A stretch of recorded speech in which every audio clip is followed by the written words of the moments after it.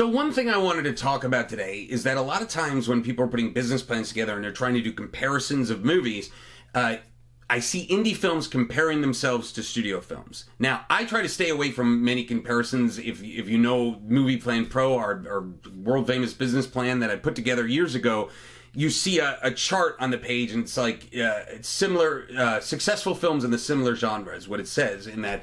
And what they're doing is comparing the film that you're trying to make, let's say it's a $1 million horror movie, to other successful $1 million horror movies. But it's saying successful films in the similar genre.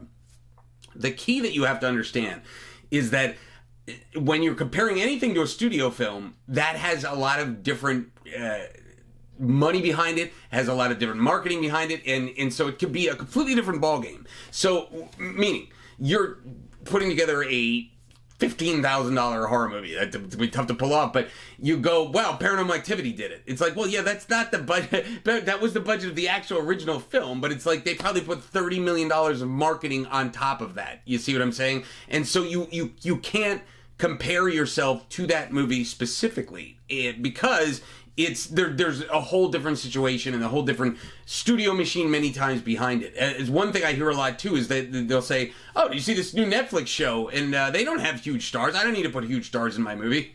And it's like, but that Netflix show was created from an original production. They went through casting and all that, and they probably have $80 million budget or something ridiculous that they can get away with that because it's going to be in front of all these eyeballs, right? A horror movie with no names that's released by Lionsgate to 3,500 theaters is still going to do some business, especially if it's a good horror movie. It doesn't matter who's in it.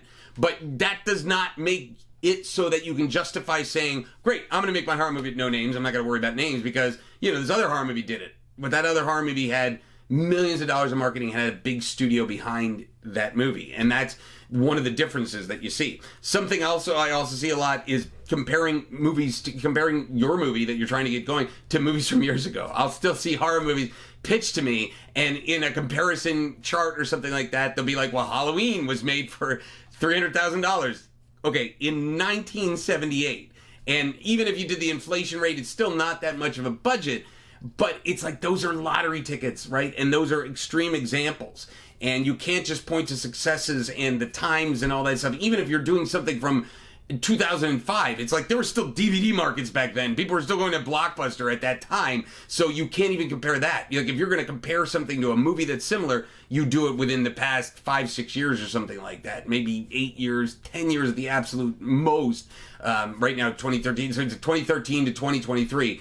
That would probably be the most that I would go back in a comparison of the movie, but you have to understand that the budget would have to be the same. If you're making some sci-fi movie and your budget is $1 million, you can't put Avatar as a comparison, right? They have hundreds of millions of dollars, plus the hundreds of millions on top of it for marketing and a studio behind it from the start. You can't compare indie movies to studio movies.